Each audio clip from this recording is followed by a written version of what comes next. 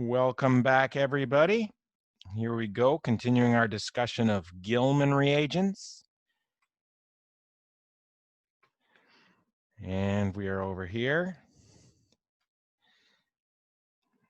Gilman reagent seems to do the same thing with an epoxide that an organolithium or a Grignard would do.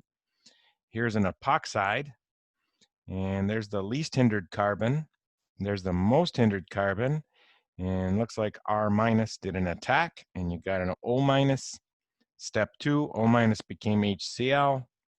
So take-home message is Gilmans will do the same things as organolithiums and Grignard reagents, and they will open epoxides from the least hindered carbon. I'm just going to make a comment here. And try to make a comment here. There we go. Gilman reagents will not react with aldehydes or ketones. So we can't attack an aldehyde or a ketone with a Gilman. Let's make sure we know that for sure. Make it red so we don't make that mistake on a test. Sneak it in there. I don't know. Maybe put it right at the top of the screen. There we go. They do react with epoxides. They do this unique reaction that you have not seen before with any reagents. They will undergo what's called a coupling reaction with an alkyl halide. So here's the overall process. You take a Gilman, 2R groups attached to copper lithium, and some halogen here. Here, chlorine, bromine, or iodine. So X equals chlorine, bromine, or iodine. Okay, pen's not on, that's why.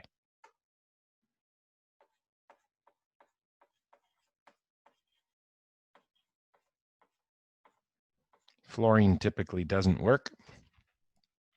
And you take one of those R groups, and they will end up attached to the R prime. So predicting the products is pretty easy. The R group from the Gilman is attached to the R prime group that used to be attached to the halogen, and that's coupled. And one of the R groups gets coupled and the other remains on the copper. And there's a comment about that right up here. The second R group does not react. We call it a dummy ligand. Remember, ligands are groups attached to metals, usually transition metals, but not always. Okay, so we have a coupled product, and this is just waste product. Here's a side product. The important thing is this. So we have examples here. If you have two butyl groups attached to copper lithium and attack it or react it with bromoethane, you will get butyl copper, butyl copper 1, but that's a waste product. Lithium bromide, also a waste product, and hexane, which is a combination of butane. 1, 2, 3, 4. There's your new bond right here. It's a new bond right there. Let's use highlighter. And that's an ethyl group attached now. Now you might think this looks like an SN2 reaction with a backside attack on the ethyl and bromide leaving, but our next example proves that that is not an accurate assessment. There is not a backside attack in this reaction. The mechanism has been the subject of discussion since these reactions came into existence many decades ago, and they're still not 100% certain the mechanism. There's a radical nature to the mechanism, they know. There's somewhat of a substitution mechanism, but it's not really a backside attack. A lot of talk. Let's just talk about what's going on. We have the vinyl group attached to copper lithium. There's two of them. One of them is going to end up where the iodine is, and the other is going to remain on the copper. And here's proof it wasn't a backside attack. The bond between carbon and iodine keeps its direction. If there was a backside attack, the new carbon group would be down and the ethyl would get pushed up. And clearly that did not happen. The new group ended up on the same side as where the bond to iodine was before. And it's just a coupling. Wherever the bond to the halogen was is where the bond to the new group is. Okay. Now, this is a look ahead. You will not see this on your test for test 1, but it's good to look ahead and see what else Gilman's can do. And anytime you make a carbon-carbon bond like we're doing here, that should be of extreme interest to you. So for some reason that we will discuss in 19.3, instead of attacking an aldehyde or a ketone, which I want to remind you, Gilman's don't do, but if they have a choice of attacking a beta position that has a pi bond as part of the bonding to the alpha position, then you will get what's called a conjugate addition.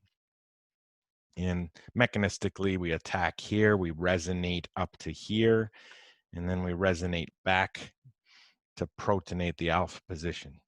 And I know your eyes glazed over as soon as I said this isn't on test 1, and I do not blame you for doing that. So first two items on this, very important. And let's summarize what's going on from a synthetic standpoint. We'll do our own example. Let's take benzyl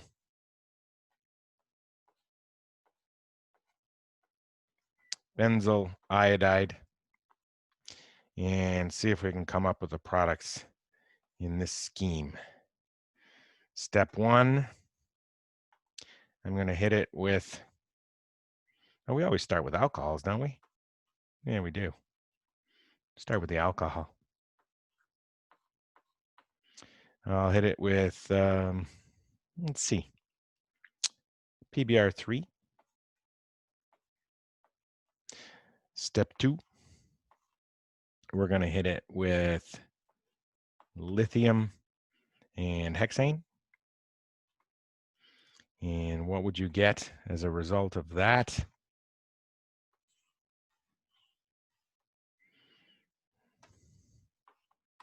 We'll do the answer below. And we want to incorporate that chemistry we see above. I'm sticking with the coupling. It's brand new. I don't think the Gilman needs much review with the epoxide.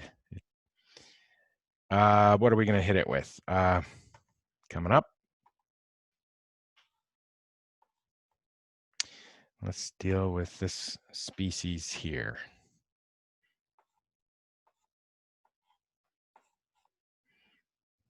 Another iodide. And what do we use? A Z1 up here. Let's do an E1 here. And have another box.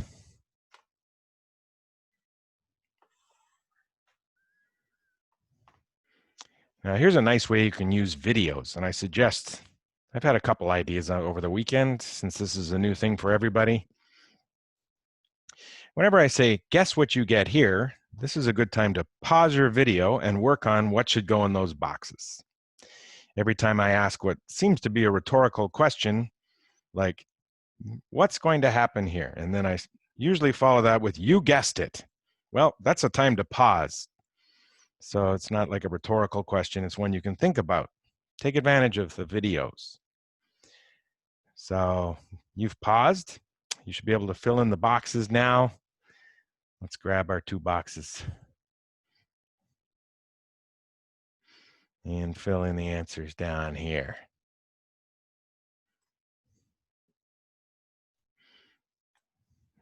Okay. So then the first reaction, PBr3, is going to make that into an organobromide, where the OHs becomes a bromine, and then it's going to be an organolithium. We can use the short form phenyl. That always helps. CH2 lithium. That's what goes in that box.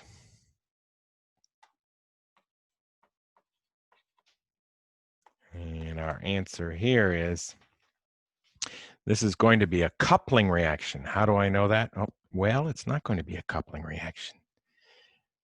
I did not think through my process very well, did I? We don't couple unless we have a Gilman. Yes. I appreciate it that you waited, even though some of you probably noticed that. We can't do coupling. No, I didn't move my iodine, did I? No, shrunk my iodine. It's going to let me move it. There we go.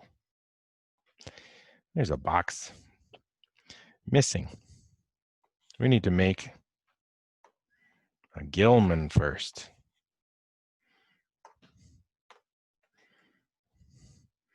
Can't do a coupling till you have a Gilman. Okay.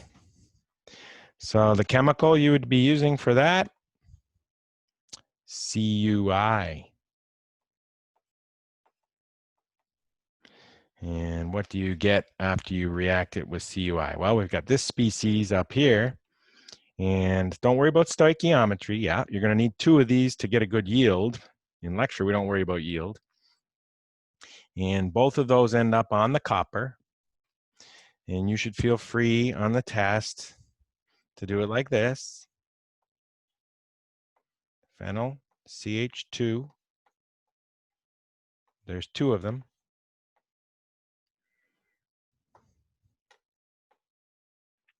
And they're attached to Cu lithium. And I have it in my question box, don't I? Moving that's going to be fun.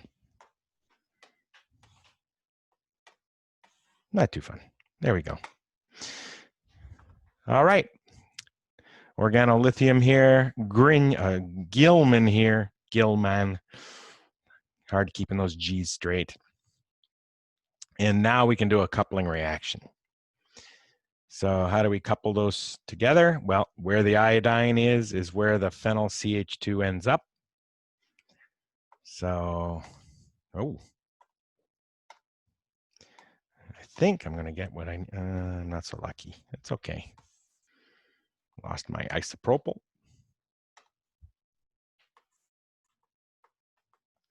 And we get CH2 attached to phenyl where the iodine used to be. Phenyl, CH2 where the iodine used to be. So there you have a nice coupling reaction. So those are fairly straightforward, aren't they? Predicting products of coupling between Gilmans and organohalides. And we don't need to worry much about 19.3, so let's not. And we'll move on to a summary before we take our next break. So we've got a little bit of everything on this page for the whole chapter. We have alcohol, which is our usual starting point. Making alkyl bromides, we've done that many times. Making Grignards, reminder of what section number we're talking about. Making organolithiums. We also can make Gilmans from either organolithiums or Grignards. I only showed the organolithium here. And we use copper iodide. You need to know that chemical. And what 2 things did we learn we could use Gilmans for? This is the new stuff for today. They will couple. They'll put this isopentyl group where the halogen used to be. There's an isopentyl group. They will attack the least hindered carbon of an epoxide. So here's our new isopentyl group. I'll make sure I get the right bond this time. This is our new bond here. There was the least hindered carbon of the epoxide right here. And it got attacked. This bond did not break, but this bond did. You got an O minus. What did you do with the O minus? You reacted it with HCl to make an alcohol. And a reminder that organolithiums and Grignards, which could be either this species here or this species here, they both react identically with epoxides, and they will give the same result as the Gilman. Let's see that coming up over here. Sorry, yeah, the Gilman. This was the Gilman result. This is the organolithium Grignard result. They are the same. You can't do this part with a Gilman. You can only do it with a Grignard organolithium combination, or organolithium, sorry, and react it with an aldehyde or a ketone. In this example, it is a ketone. And we are doing an attack on the carbonyl and breaking the pi to make an O minus. Step 2 converts the O minus in an acid-base reaction to OH. And we get an alcohol. So very useful synthetic stuff in chapter 15. I hope you agree. And where do we stand with our time? Doctor, I have a question. Yes. Are the R groups in the copper, like when you do the Gilman product, there's are two they always going to isopropyl. be similar? Are they always going to be what? I'm sorry, I missed that. Like symmetric?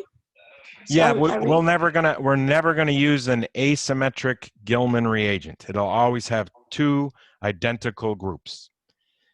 Okay. I do want to point out that if you wanted to go into some like intermediate level organic synthesis, there are studies where they have different groups on the Gilman, and there's some very interesting chemistry there. We're not going to go there.